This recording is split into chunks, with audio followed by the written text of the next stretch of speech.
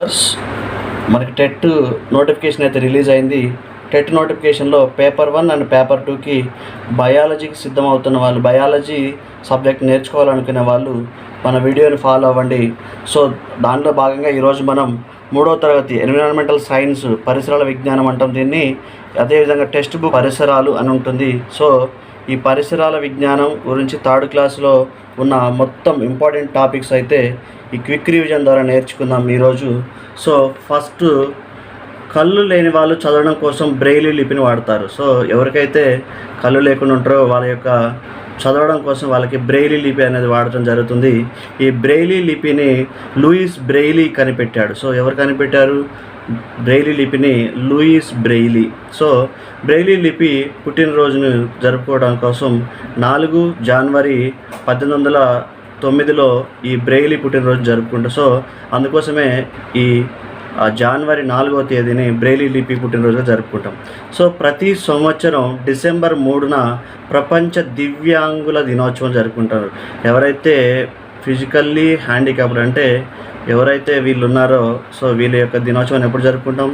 ప్రతి సంవత్సరం డిసెంబర్ 3న ప్రపంచ దివ్యాంగుల దినోత్సవం, లేదా వీళ్ళని ఏమంటామంటే ఫిజికల్లీ హ్యాండిక్యాప్డ్. సో 2016 తర్వాత దీని పేరు మార్చడం జరిగింది.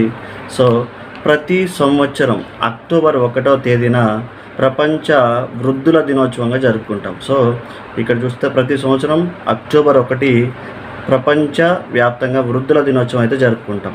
సో ఇక్కడ 2 డేట్స్ మనకి ఇంపార్టెంట్ డేట్స్ వచ్చినాయి, 2 బిట్స్ కవర్ అవుతాయి. డిసెంబర్ 3 వచ్చేసి ప్రపంచ దివ్యాంగుల దినోత్సవం. నెక్స్ట్ అక్టోబర్ 1న ప్రపంచ వృద్ధుల దినోత్సవంగా జరుపుకుంటాం.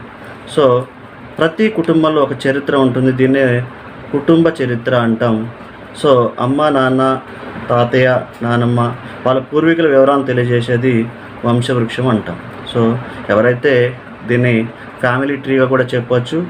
మన వంశంలో ఉన్న వాళ్ళ యొక్క హిస్టరీ అంటే హైరార్కీ క్లాసిఫికేషన్లో చూసుకుంటే మన కుటుంబంలో ఉన్న అందరి యొక్క వంశవృక్షాన్ని చదువుకోవచ్చు. ఇక్కడ పూర్వీకుల చరిత్ర గురించి వంశవృక్షం అంటాం. నెక్స్ట్ ఇక్కడ 2nd చాప్టర్లో ఎవరేం పని చేస్తారు, ఆదాయం కోసం నైపుణ్యంతో చేసే ప్రతి పని ఏమంటామంటే వృత్తులు అంటాం. మనం చూసుకుంటే మనం సమాజంలో అనేక రకాల వృత్తులు వాళ్ళు ఉంటారు. ఎవరైతే వాళ్ళందరూ ఆదాయం కోసం నైపుణ్యంతో పనిచేసే వాళ్ళని ఏమంటాం? వృత్తులు అంటాం. నెక్స్ట్ 3rd చాప్టర్ వచ్చేసి ఆడుకుందాం. గెలుపోటలు సమానంగా స్వీకరించాలి, దీన్ని ఏమంటామంటే క్రీడాస్ఫూర్తి అంటాం. క్రీడాస్ఫూర్తి అంటే ఏంటి? ఒక గేమ్లో ఓడిపోవడం జరుగుతుంది, గెలవడం జరుగుతుంది, ఈ రెండిట్లో వీటిని సమానంగా స్వీకరించాలి, దీన్నే ఏమంటామంటే క్రీడాస్ఫూర్తి అంటాం. సో వ్యక్తిగత శరీర భద్రతకు కొన్ని నియమాలు ఉన్నాయి, వీటిని వ్యక్తిగత శరీర భద్రత నియమాలు అంటాం. సో గుర్రాల సాయంతో ఆడే ఆట. సో పోలో ఆటని గుర్రం సహాయంతో ఆడతారు. ఇక్కడ డయాగ్రామ్ చూసుకుంటే పోలో అనే ఆటను గుర్రం సహాయంతో ఆడతారు. ఇక్కడ పోలో ఆటలో ఇది చాలా ఇంపార్టెంట్, మల్లెట్ అనే కర్రను వాడతారు. ఇక్కడ పోలో ఆటలో ఆడే కర్రను ఏమంటాం? మల్లెట్ అంటాం. సో బాలల దినోత్సవం నవంబర్ 14న సందర్భంగా పిల్లలందరికీ ఆటల పోటీలు నిర్వహిస్తారు. సో స్కూళ్ళలో చూసుకుంటే ప్రతి సంవత్సరం బాలల దినోత్సవం ఎప్పుడు జరుపుకుంటాం? నవంబర్ 14. ఈ డేట్న మన అందరం పిల్లలకి గేమ్స్ కండక్ట్ చేయడం జరుగుతుంది. చూడండి ఇక్కడ కొన్ని బంతులు సాయం. సో కర్రను ఏ కర్ర వాడతారు? ఇక్కడ మల్లెట్ అనే కర్ర వాడతారు. కొన్ని ఆటలను జంతువుల సాయంతో ఆడతారు. పోలో ఆటలో ఆటగాళ్ళు గుర్రాలపై స్వారీ చేస్తూ బంతిని మల్లెట్ అనే కర్రతో కొడుతూ వీళ్ళు ఆట జరుగుతుంది. సో ఇక్కడ మనకి ఈ చాప్టర్లోనే 4 ఇంపార్టెంట్ వచ్చినాయి. ఒకటి చూడండి, 1 by 1 మనం నేర్చుకుందాం. సో మెయిన్గా ఇక్కడ బిట్టు ఏంటి? పోలో ఆట గుర్రాలతో ఆడతారు. ఈ ఆట ఆడే కర్రను ఏమని పిలుస్తారంటే మల్లెట్ అనే కర్రతో ఆడటం జరుగుతుంది. సో నెక్స్ట్ 4th చాప్టర్ చూసుకుంటే జంతువులు, వాటి నివాసాలు. So habit of the animals. So animals యొక్క హ్యాబిట్ ఎక్కడ ఉంటాయి, అవి ఎక్కడ నివసిస్తాయి? నీటిలోను, నేల మీద ఉంటాయి. నీటిలో ఉండే వాటినేమో వాటర్ యానిమల్స్ అంటాం, నేల మీద వాటిని ఏమంటాం అంటే టెరెస్ట్రియల్ యానిమల్స్ అంటాం. సో జంతువులు చూసుకుంటే ఇక్కడ కప్పలు, తాబేళ్ళు, ముసళ్ళు, ఎండ్రకాయలు. సో ఇవి కప్పలు నీటిలో ఉంటాయి, అదేవిధంగా నేల మీద ఉంటాయి. తాబేళ్ళు నీటిలో ఉంటాయి, నేల మీద ఉంటాయి. మొసళ్ళు అనేది నీటిలో ఉంటాయి. సో ఎండ్రకాయలు ఇవి కూడా చూసుకుంటే ఇవి నీటిలో, నేల మీద ఉండే వాటిని మనం ఇక్కడ కొన్ని జంతువులు చూసుకున్నాం. ఒకసారి వీటి మీద ఏమైనా బిట్ అడగదలుచుకుంటే అట్లా కూడా అడగవచ్చు. ఇళ్లలో పెంచుకునే జంతువులను పెంపుడు జంతువులు అంటాం. సో వీటిని డొమెస్టిక్ యానిమల్స్ అంటాం. సో మన ఇంట్లో పెంచుకునే జంతువులను ఏమంటాం? ఇళ్ళలో పెంచుకునే జంతువులను పెంపుడు జంతువులుగా పిలుస్తారు. ఒక ప్రాంతం నుంచి మరో ప్రాంతానికి వెళ్ళే పక్షులను వలస పక్షులు అంటాం. సో మైగ్రేటెడ్ బర్డ్స్ అంటాం. సో ఒక ప్రాంతం నుంచి మరో ప్రాంతానికి వెళ్ళే పక్షులను ఏమంటాం? వలస పక్షులు అంటాం. నెక్స్ట్ బూగలు అంటే తూనీగలు అని అర్థం. సో దీని మీద ఒక్కసారి ఎప్పుడైనా బిట్టడానికి ఆస్కారం ఉంటుంది. బూగలు అంటే తూనీగలు అని అర్థం. సో దోమలు నిల్వ ఉన్న నీటిపై పెరుగుతాయి. సో మనకి వర్షాకాలంలో చూసుకుంటే ఎక్కడైనా నీళ్ళు స్టాగ్నేట్ వాటర్ ఉంటాయి. ఈ స్టాగ్నేట్ వాటర్లో దోమలు లార్వాస్ పెడతాయి. లార్వా ఆటోమేటిక్గా దోమలుగా మారుతాయి. నిల్వ నీటిలో మురుగునీరు, కిరోసిన్ లేదా మలాథియన్ వంటి మందులను చల్లితే దోమలు చనిపోతాయి. నిల్వ ఉన్న నీటిలో మురుగునీరు అంటాం వాటిని. వీటి మీద పైన కిరోసిన్ చల్లడం లేదా మలాథియన్ అంటే మందులను చల్లితే దోమలు అనేవి తొందరగా చనిపోవడం జరుగుతుంది. అదేవిధంగా చూసుకుంటే ఇక్కడ ఈగల వల్ల మనకి టైఫాయిడ్ వస్తుంది. సాల్మొనెల్లా టైఫీ అనే బ్యాక్టీరియా. సో డయేరియా, కలరా అనేది ఈగల ద్వారా వ్యాప్తి చెందుతుంది. సో ఇది కంటామినేటెడ్ డిసీజెస్. టైఫాయిడ్, డయేరియా, కలరా వంటి రోగాలు వస్తాయి. సో ఈగలు వాలిన ఆహారం తినడం వలన మనకి ఈ వ్యాధులనే రావడం జరుగుతుంది. సో మనం ఆహారం మీద ఎలాంటి ఈగలు వాలకుండా చూసుకోవాలి. వేడివేడిగా ఉన్న ఆహారం తీసుకోవడం వల్ల డయేరియాని కంట్రోల్ చేయొచ్చు, కలరాని కంట్రోల్ చేయొచ్చు, టైఫాయిడ్. సో టైఫాయిడ్ మీద చాలా ఇంపార్టెంట్ బిట్ అంటే సాల్మొనెల్లా టైఫీ అనే బ్యాక్టీరియా వల్ల మనకి టైఫాయిడ్ ఫీవర్ వస్తుంది. టైఫాయిడ్ అనే రోగాలు రావడం జరుగుతుంది. నెక్స్ట్ గిజిగాని గూడు కథ రాసినది భీష్మ సహాని. సో మనకి 3వ తరగతిలో చూసుకుంటే గిజిగాని గూడు అనే కథను రాసింది ఎవరు? భీష్మ సహాని. వలస పక్షులు ఎక్కువగా కనిపించే కాలం ఎప్పుడు? వర్షాకాలం. వర్షాకాలంలో అవి మైగ్రేషన్ జరుగుతాయి. ఎందుకంటే వీటి యొక్క సంతానాన్ని ఉత్పత్తి చేసుకోవడం కోసం ఇవి ఒక ప్లేస్ నుంచి ఇంకొక ప్రదేశానికి మైగ్రేషన్ జరుగుతుంది. సో వీటిని ఏమంటామంటే వలస పక్షులుగా చెప్పుకోవచ్చు. ఇక్కడ 5వ చాప్టర్ చూసుకుంటే మన చుట్టూ ఉన్న మొక్కలు. రోడ్డు పక్కన పెంచే చెట్లు మర్రి, చింత, వేప చెట్లు. సో మనం రోడ్ల పక్కన ఇరువైపులా చూసుకుంటే మర్రి చెట్లు కానీ, చింత చెట్లు, వేప చెట్లు ఎక్కువగా ఉంటాయి. తాటి చెట్టు చాలా ఎత్తుగా పెరిగేది. సో తాటి చెట్టు అనేది చూసుకుంటే మనకి చాలా దూరం పెరుగుతుంది. సో కొన్ని మీటర్ల వరకు పెరుగుతుంది. తాటి చెట్లకు కొమ్మలు ఉండవు, కానీ ఇక్కడ లీవ్స్ మాత్రమే ఉంటాయి. ఆకులు, తాటి చెట్లకు ఆకులు పెద్ద పెద్ద మట్టలలాగా ఉంటాయి. సో ఇక్కడ ఎలాంటి కొమ్మలు ఉండవు. తాటి చెట్లలో ఓన్లీ ఆకులు మాత్రమే ఉంటాయి. ఇవి పెద్ద పెద్ద మట్టలుగా ఉంటాయి. తాటి మట్టలు గుడిసెల మీద కప్పడానికి వాడతారు. సో ఇల్లు ప్రొటెక్ట్ చేసుకోవడం కోసం, గుడిసెల మీద కప్పడం కోసం ఎక్కువగా తాటి చెట్ల యొక్క ఆకులను వాడతారు. అదేవిధంగా చూసుకుంటే ఇక్కడ వాటర్ ప్లాంట్స్, నీటిలో పెరిగే మొక్కలు నీటి మొక్కలు అంటాం. నీటిలో పెరిగే మొక్కలు నీటి మొక్కలు అంటాం. ఉదాహరణకు కలువ, తామర, ఇవి 2 ఎక్కువగా నీటిలో పెరుగుతాయి కాబట్టి వీటిని ఆక్వాటిక్ ప్లాంట్స్ అంటాం. అదే ఎడారి మొక్కలు, వీటిని డిజర్ట్ ప్లాంట్స్ అంటాం. ఈ ఎడారిలో పెరిగే మొక్కలు నీరు అనేది అవసరం లేదు. ఎక్కువగా నీరు తక్కువగా ఉన్న ప్రాంతంలో ఇసుక నేలలో పెరిగే మొక్కలను ఏమంటామంటే ఎడారి మొక్కలు అంటాం. వీటిని డిజర్ట్ ప్లాంట్స్ అంటాం. మనం చూసుకునే ఎడారి మొక్కల్లో కాక్టస్ కానీ, కలబంద కానీ, నాగజెముడు, బ్రహ్మజెముడు, తుమ్మ, ఇవన్నీ మనకి ఎడారి మొక్కలకు ఉదాహరణ. సో ఇక్కడ water plants, next desert plants. ఎడారి మొక్కలు నీటి మొక్కలకి డిఫరెన్స్ తెలిస్తే మనకి వీటి మీద బిట్ అడిగితే సింపుల్గా చేయొచ్చు. నెక్స్ట్ ఇక్కడ ఉష్ణం అనేది మనం టెంపరేచర్ అనేది సెల్సియస్లో కొలుస్తాం, లేదంటే ఫారెన్ హీట్స్లో కొలుస్తాం. కెల్విన్స్లో వీటి యొక్క నీటి ఘనీభవన స్థానం, కనిష్ట స్థానం, నీటి మరుగు స్థానం, గరిష్ట స్థానం అంటాం. వీటిని సెల్సియస్ అయితే 0 డిగ్రీ సెల్సియస్ వద్ద నీరు అనేది మామూలుగా ఉంటుంది. అదే ఇవి మరగడానికైతే 100 డిగ్రీ సెల్సియస్ వద్ద నీరు మరుగుతుంది. ఫారెన్ హీట్స్ వచ్చి 32 డిగ్రీ ఫారెన్ హీట్స్, ఇవి గరిష్ట ఉష్ణోగ్రత. కెల్విన్స్లో 273 degree kelvins and 373 degree kelvins. ఆరోగ్యవంతమైన మానవుని యొక్క శరీర ఉష్ణోగ్రత సుమారుగా 37 డిగ్రీ సెల్సియస్ ఉంటుంది. అదే ఇది బాడీ నార్మల్ టెంపరేచర్, అదే సెల్సియస్లో చూసుకుంటే. అదేవిధంగా ఫారెన్ హీట్స్లో చూసుకుంటే 98.4 డిగ్రీ ఫారెన్ హీట్స్ ఉంటుంది. కెల్విన్స్లో చూసుకుంటే 310 డిగ్రీ కెల్విన్స్. సో ఇక్కడ ఇవి 3 గుర్తుంచుకోవాలి. 37 degree Celsius, 98.4 కెల్విన్స్లో 310 degree kelvin. So ఇవి 3 గుర్తుంచుకుంటే మనకి ఒకవేళ నార్మల్ టెంపరేచర్ ఆఫ్ బాడీ అడిగితే ఇవి మనం సింపుల్గా ఆన్సర్ చేయొచ్చు. అదేవిధంగా 6th చాప్టర్ చూసుకుంటే ఆకులతో అనుబంధం. సో మనకి ఆకులు అనేది చాలా డిఫరెంట్ అంటే బాదం మామిడి చెట్టు ఆకు యొక్క వయసును బట్టి మారుతూ ఉంటుంది. అంటే వీటి యొక్క రంగు అనేది మారుతూ ఉంటుంది దాని యొక్క ఏజ్ని బట్టి. సో చెట్లు చూద్దాం, ఇటు పక్క ఆకుల యొక్క నిర్మాణం. వేపాకులు చూసుకుంటే రంపపు అంచు ఉంటుంది, అంటే జాలాకార ఈనెల వేపనం ఉంటుంది. బాదంలో నునుపు అంచు ఉంటుంది. రావి చెట్ల మొనతేలిన కొన ఉంటుంది. మర్రి పాలకూర వంటి గుండ్రటి కొన ఉంటుంది. సో ఇట్లో కొంచెం పెద్ద క్లాసులకు పోయినా కొద్దిగా వీటి గురించి పూర్తిగా నేర్చుకోవచ్చు. గమనిక, క్రోటాన్ మొక్కలు రకరకాల రంగుల్లో ఉంటాయి. మనం చూసుకునే క్రోటాన్స్ డిఫరెంట్ కలర్స్లో కనిపిస్తాయి. బాదం చెట్టు ఆకులు రంగు ఆకు వయసును బట్టి మారుతూ ఉంటుంది. ఆల్రెడీ ఇక్కడ మనం చెప్పుకున్నాం. రాలిపోయిన ఆకులను కాల్చితే వచ్చే పొగ వల్ల ఆరోగ్యానికి హాని కలుగుతుంది. ఎందుకంటే ఇక్కడ కార్బన్ మోనాక్సైడ్ ఉంటుంది. అందుకే చెత్తను కంపోస్ట్ గుంతలో వేయాలి, కాల్చకూడదు.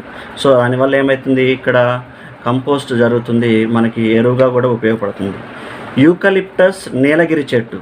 సో ఎండిన ఇక్కడ నీలగిరి చెట్టు అంటే యూకలిప్టస్ని ఎండిన తాటి ఆకులను ఉపయోగించి గాలి పువ్వును తయారు చేస్తారు. సో ఈ పిల్లలు ఆడుకోవడం కోసం తయారు చేస్తారు ఎండిన తాటి ఆకులను.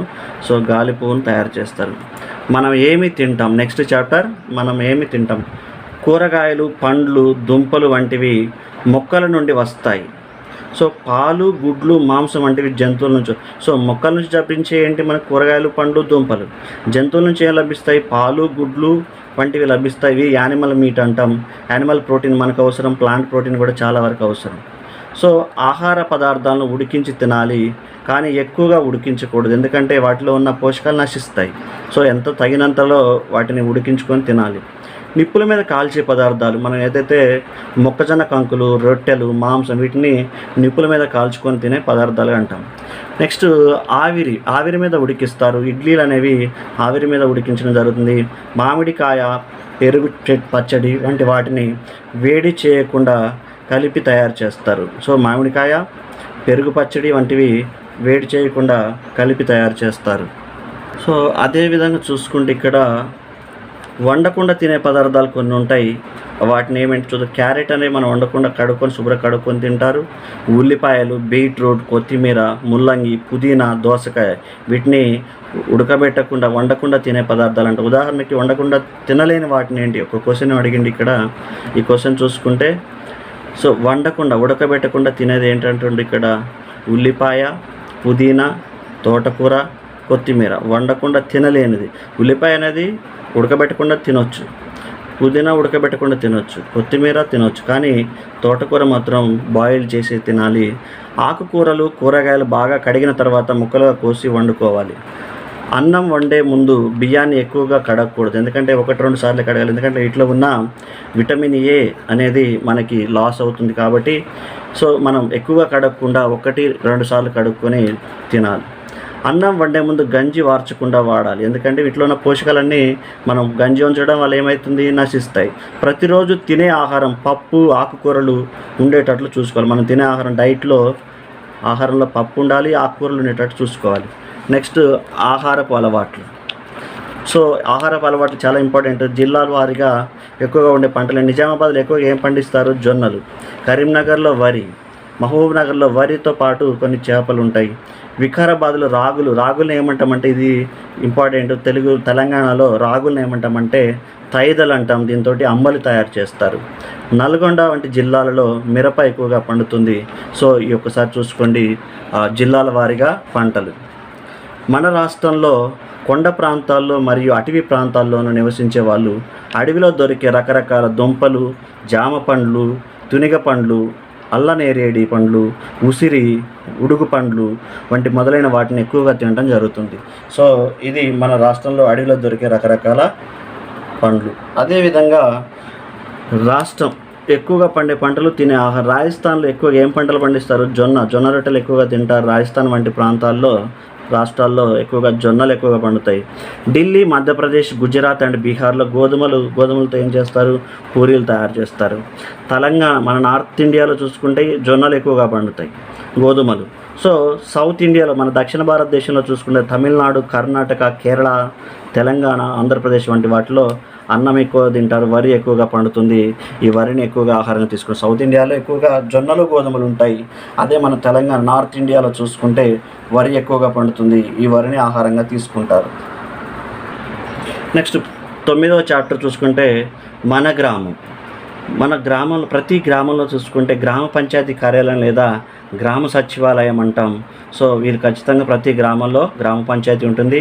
వారి యొక్క బాధ్యత అంటే గ్రామానికి మంచినీటి సరఫరా చేయడం, వీధులను, కాలువలను శుభ్రం చేయడం, వీధి దీపాలు వెలిగించడం. వీళ్ళ మెయిన్గా యొక్క విధులు ఏంటి? గ్రామ పంచాయతీ యొక్క విధులు మంచినీటి సరఫరా, నీటి సరఫరా, వీధులను శుభ్రం చేయడం, కాలువలను శుభ్రం చేయించడం, వీధి దీపాలు వెలిగించడం. అదేవిధంగా పోస్ట్ ఆఫీస్ యొక్క విధులు. పోస్ట్ ఆఫీస్, ప్రతి గ్రామంలో పోస్ట్ ఆఫీస్ ఉంటుంది. తంతి తపాలా, సో దీన్ని ఏమంటామంటే తంతి తపాలా కార్యాలయం అంటాం. దీని ద్వారా ఉత్తరాలను చేరవేయడం, డబ్బులను చేరవేయడం, డబ్బు దాచుకోవడం, savings accounts and life insurance, జీవిత బీమా, ఇవన్నీ ఏంటి? పోస్ట్ ఆఫీస్ యొక్క విధులు. దాంతోపాటు ప్రతి గ్రామంలో ప్రాథమిక ఆరోగ్య కేంద్రం ఉంటుంది. ఈ ప్రాథమిక ఆరోగ్య కేంద్రం యొక్క విధులు ఏంటంటే, వీటి యొక్క డ్యూటీస్, విధులు ఏముంటాయి? ఈ కేంద్రంలో వైద్యుడు ఉంటాడు, ఆరోగ్య కార్యకర్తలు ఉంటారు. సో ప్రతి ప్రాథమిక ఆరోగ్య కేంద్రంలో ఎవరు ఉంటారు? ఒక వైద్యుడు ఉంటాడు, ఆరోగ్య కార్యకర్తలు ఉంటారు. వారితో పాటుగా ఆరోగ్యకర్తలకు ప్రజలకు ఆరోగ్య విషయాల గురించి తెలుపుతుంటారు. సో ఇది వీధుల్లో, గ్రామాల్లో తిరగడం, ఎవరైతే అనారోగ్యంతో బాధపడుతున్నారో వారిని తీసుకొని డాక్టర్ సలహాలు, సూచనలు ఇవ్వడం, వాళ్ళ యొక్క హెల్త్ గురించి తెలుసుకుంటూ ఉంటారు. నెక్స్ట్ బ్యాంక్ యొక్క విధులు ఏముంటాయి? బ్యాంకులో ఏముంటాయంటే డబ్బులు దాచుకుంటారు. సో ప్రజలు డబ్బులు బ్యాంకులో దాచుకుంటారు. ప్రజల అవసరాలకు బ్యాంకులు అప్పులు కూడా ఇస్తాయి. ఓకే, ఇక్కడ క్రెడిట్స్ కూడా ఇవ్వడం జరుగుతుంది. వాటితో ప్రజలు వాయిదాల రూపంలో తెలుస్తుంది, అంటే ఈఎంఐస్ రూపంలో చెల్లిస్తూ ఉంటారు. సో నీళ్ళ ట్యాంక్. నెక్స్ట్ ఏంటి? నీళ్ళ ట్యాంక్. నీళ్ళ ట్యాంకులు వచ్చేసి, నీళ్ళ ట్యాంకుని వారానికి 7 రోజులకు ఒకసారి కడుగుతూ ఉండాలి. ఎందుకంటే వీటిల్లో రకరకాల క్రిములు, కీటకాలు చేరుతుంటాయి కాబట్టి వీటిని ఎప్పుడు శుభ్రం చేసుకుంటారు. అదేవిధంగా నీళ్ళలో క్లోరిన్ బిల్లలు, ఇది చాలా ఇంపార్టెంట్. క్లోరిన్ బిల్లలను కలిపి నీటి నల్లాలను వదులుతారు. ఎందుకంటే ఈ నీటి నల్లాలు వదలడం వల్ల, క్లోరిన్ బిల్లలు వేయడం వల్ల నీరు ఎప్పుడు శుభ్రం అవుతుంది. దాని ద్వారా మనం మంచినీటిని నెక్స్ట్ నీరు వృధా అవుతున్న, పైపు లీకేజీలు ఉన్న వెంటనే గ్రామ సర్పంచ్ తెలియదు. ఎందుకంటే ఈయన గ్రామంలో మొట్టమొదటి పౌరుడు కాబట్టి ఇలాంటి లీకేజెస్ కానీ నీరు ఎక్కడైనా వేస్ట్గా పోతుంటే వెంటనే గ్రామ సర్పంచ్కి తెలియజేయాలి. సో అయినా వీటిని మరమ్మతులు చేయించడం జరుగుతుంది. తాత్కాలిక నివాసాలు, శాశ్వత. ఎక్కడైతే డిజాస్టర్స్ ఎక్కువగా, అంటే విపత్తులు వచ్చే ప్రదేశాల్లో ఈ డేరాలు, పైపులతో, గుడారాలతో నిర్మించుకోవాలి. వీటిని ఏమంటామంటే తాత్కాలిక నివాసాలు అంటాం. శాశ్వత నివాసాలు, ఎక్కడైతే మనకి ఎలాంటి అపాయాలు లేవు, ఇక్కడ ఎలాంటి అనర్థాలు జరగవు అనుకుంటామో అక్కడ పెంకిటిల్లు, గుడిసెలు, డాబాలు, రేకులిల్లు వేసుకోవాలి. ఎందుకంటే వీటిని ఖర్చుతో కూడుకున్న పని, వీటేమో ఖర్చు తక్కువగా ఉంటుంది. అపార్ట్మెంట్లు, పెద్ద పెద్ద భవనాలను అపార్ట్మెంట్లు అంటాం. ఈ అపార్ట్మెంట్లలో అనేక కుటుంబాలు ఉంటాయి. సో ఒక్కొక్క కుటుంబం ఒక్కొక్క అపార్ట్మెంట్లో ఉండడం జరుగుతుంది. అపార్ట్మెంట్లో ఒక కుటుంబం నివాసం ఉండే భాగాన్ని ఏమంటామంటే ఒక ఫ్లాట్ అంటాం. సో ఒక అపార్ట్మెంట్లో సుమారు 10 నుంచి 30 కుటుంబాల వరకు నివసిస్తూ ఉంటారు. ఉండడానికి దీనికి ఫ్లాట్లు 1 నుంచి 10 నుంచి 30 కుటుంబాల వరకు నివాసం ఉండడం జరుగుతుంది. అదేవిధంగా పెద్ద పెద్ద నగరాలు, హైదరాబాద్, ముంబై వంటి నగరాల్లో చూసుకుంటే వీటిని పెద్ద నగరాలు అంటాం. ఇక్కడ 100 వరకు ఫ్లాట్లు ఉంటాయి, ఉన్న అపార్ట్మెంట్ కూడా ఉంటాయి. సో ఇక్కడ పెద్ద నగరాలు 100 వరకు ఫ్లాట్లు ఉంటాయి, అపార్ట్మెంట్లు కూడా ఉన్నాయి. గమనిక ఇక్కడ ఏంటంటే, ఫస్ట్ గమనిక ఏంటంటే, మనకి ఎక్కడైతే భూకంపాలు ఎక్కువగా, ఎర్త్ కేక్స్ అంటాం వీటిని, వచ్చే ప్రాంతాల్లో కలపతో తయారు చేసుకున్న ఇల్లు కట్టుకోవాలి. ఎందుకంటే దీనివల్ల ఎలాంటి ఆస్తి నష్టం జరగకుండా ఉంటుంది. సో కలపతో కట్టుకున్న ఇళ్ళతో నిర్మించుకుంటే, కలపతో కట్టిన ఇళ్ళు ఎక్కడ డిజాస్టర్స్, ఎక్కడైతే ఎర్త్ కేక్స్ వస్తాయో అక్కడ నిర్మించుకోవడం జరుగుతుంది. సో పడవ ద్వారా కట్టుకునే ఇల్లులు ఉంటాయి. కేరళ, కాశ్మీర్ లాంటి రాష్ట్రాల్లో ఉన్నాయి. మనం పడవతో తయారు చేసుకునే ఇల్లులు ఎక్కడ కనిపిస్తాయి? ఇక్కడ చూసుకుంటే మనం కేరళ రాష్ట్రం మరియు కాశ్మీర్లో ఇలాంటి ఇల్లు ఎక్కువగా కనిపిస్తాయి. నెక్స్ట్ ఈగ్లు, అంటే మంచుతో కప్పబడిన ప్రాంతాల్లో ఉండే ఇల్లు ఉంటాయి, వీటిని ఈగ్లు అంటాం. సో ఇది నెక్స్ట్ చాప్టర్స్ కానీ హై క్లాసుల్లో వీటి గురించి ఎక్కువగా నేర్చుకోవచ్చు. శుభ్రమైన ఇల్లే అందమైన ఇల్లు. సో ఇక్కడ ఎక్కడైతే ఇల్లు నీట్గా ఉంచుకుంటే దాన్ని అందమైన ఇల్లు అంటాం. మట్టితో చేసిన మాణిక్యాలు. నెక్స్ట్ 12వ చాప్టర్ ఏంటి? మన రాష్ట్రంలో నిర్మల్ జిల్లాలో కోయబొమ్మలకు ప్రసిద్ధి. ఇది చాలా ఇంపార్టెంట్. ఎక్కువగా టీఎస్పీఎస్సీలో చాలాసార్లు నెంబర్ ఆఫ్ టైమ్స్ అడిగిన బిట్స్. ఎందుకంటే తెలుగు పాఠ్య పుస్తకాల ఆధారంగా తయారు చేసి పెట్టిన ఏకైక మెటీరియల్ కాబట్టి ఈ మెటీరియల్ని ఫాలో అవుతూ అన్ని కాంపిటేటివ్ ఎగ్జామ్స్ టెట్ డిఎస్సితో పాటు పీసీ లాంటి విఆర్ అన్ని కాంపిటేటివ్ ఎగ్జామ్స్లో తెలుగు అకాడమీ పాఠ్యపుస్తకాల ప్రామాణికం కాబట్టి తెలుగు పాఠ్య పుస్తకాల్లో ఉన్న ప్రతి ఇంపార్టెంట్ పాయింట్ మిస్ అవ్వకుండా చూద్దాం. నెక్స్ట్, ప్లాస్టర్ ఆఫ్ ప్యారిస్తో తయారు చేసిన బొమ్మలను పర్యావరణానికి హాని చేస్తాయి. ఎందుకంటే మన వినాయక నిమజ్జనం లాంటి వాటిలో ప్లాస్టర్ ఆఫ్ ప్యారిస్ తోటి రంగులు కలిపి తయారు చేస్తారు. దానివల్ల అవి నీళ్ళల్లో మళ్ళీ మనకి ఎలాంటి పర్యావరణానికి హాని కలగజేస్తూ ఉంటాయి. అదేవిధంగా చూసుకుంటే మన రాష్ట్రంలో ఆదిలాబాద్ జిల్లాలో తయారయ్యే రజనులు ప్రసిద్ధమైనవి. సో ఆదిలాబాద్ రాష్ట్రంలో తయారయ్యే రంజనులు మనకు ప్రసిద్ధమైన ఇక్కడ ఒక ప్రశ్న అడిగిండు. కుండలు తయారు చేసే పద్ధతి వరుస క్రమంలో నేర్చుకోవాలంటుండే. ఎందుకంటే ఇక్కడ కుండలు తయారు చేసేది ఒక 5-6 స్టెప్పులు ఉంటాయి. ఈ 5-6 స్టెప్పుల్ని మనం వరుస క్రమంలో నేర్చుకోవాలి. ఎందుకంటే దాన్ని దేంతో తయారు చేస్తారు, మట్టి ఎప్పుడు కలుపుతారు, దానికి తయారు చేయడం కోసం ఏం వాడతారు అనేది. ఫస్ట్ స్టెప్లో బంకమట్టిని సేకరించాలి. ఎక్కడైతే జిగురుగా ఉండే మట్టిని తయారు చేసుకుంటాం దాన్ని నల్లరేగడి మట్టిని తీసుకుంటారు. బంకమట్టిలో నీళ్లు పోసి నానబెట్టి కాలుతో చాలాసేపు తొక్కుతారు. ఎందుకంటే ఇది చిక్కగా కావడం కోసం కాలుతో తొక్కడం జరుగుతుంది. అదేవిధంగా 3వ స్టెప్లో మెత్తని మట్టి ముద్దగా తీసుకొని కుమ్మరి సారపై పెడతారు. ఏ సారపై పెడతారు? కుమ్మరి సారపై పెట్టి తిప్పుతాడు. సో చేతితో కుండ ఆకారాన్ని తయారు చేస్తాడు. ఓకే, నెక్స్ట్ 4వ స్టెప్లో సారి మీద తయారైన కుండను సరైన ఆకారంలో చెక్కతో సలపతో కొడతారు. దేంతో కొడతారు? ఇక్కడ కుమ్మరి సారపై పెడతారు. 4వ స్టెప్లో సలపతో కొడుతూ ఉంటారు. సో దానివల్ల ఏమవుతుందంటే మంచి ఆకారం రావడం జరుగుతుంది. తయారైన కుండలను మొదట నీడలో ఆరబెడతారు. ఆరబెట్టిన తర్వాత చివరకు ఎండలో ఆరబెడతారు. సో ఇలా కుండ తయారవుతుంది కదా, తయారైన తర్వాత ఏం చేస్తారు? ఫస్ట్ నీడలో నానబెడతారు, ఎందుకంటే గట్టి పడడం కోసం. ఇలా ఆరిన కుండలను తీసుకెళ్ళి చివరికి ఎండలో ఆరబెడతారు. సో ఎండకు ఆరిన కుండలను ఆవం లేదా మంటలో పెట్టి కాలుస్తారు. సో ఇక్కడ మనకు 3 ఇంపార్టెంట్ ఉంటాయి. వీటిలో కుమ్మరి సారపై పెడతారు, సారపై పెట్టిన తర్వాత సలపతో కొడతారు, ఆవంలో పెట్టి కాలుస్తారు. సో ఈ 3 స్టెప్పులు చాలా ఇంపార్టెంట్ మనకి. నెక్స్ట్, ఇక్కడ కుండల తయారీకి సంబంధించి సరైన క్రమం ఏంటి? బంకమట్టి తొక్కడం, కుమ్మరి సారే, సలప, ఆరబెట్టడం, ఆవంలో పెట్టి కాల్చడం. కుండ ఆకారం రావడానికి సారే లేదా చక్రం దీనిపై పెట్టి ఆకారం కోసం తిప్పుతూ ఉంటారు. సరైన కుండ ఆకారాన్ని సలపతో కొడుతూ చేసినది గరిట. సో ఇది కుండలు తయారు చేసే పద్ధతిలో సరైన వరుస క్రమం. ఒక్కసారి వీటి మీద చాలాసార్లు బిట్లు అడగడం జరిగింది. మన టెట్ డిఎస్సి లాంటి ఉద్యోగాల్లో అడగడం జరిగింది. కాంపిటేటివ్ ఎగ్జామ్స్లో కూడా తెలుగు అకాడమీ పుస్తకాలే ప్రామాణికం. సో నెక్స్ట్ వచ్చేసి ఇక్కడ రంగురంగుల బట్టలు. సో ఇక్కడ మనం చూసుకుంటే ఎక్కువగా మనం ధరించే దుస్తులు వచ్చేసి చేతి రుమాలు, దీన్నే దస్తీ అంటాం. నూలు బట్టలను పత్తి దారంతో నేస్తారు. పట్టు పురుగుల నుంచి దారాలను పట్టు బట్టలు నేర్చడం జరుగుతుంది.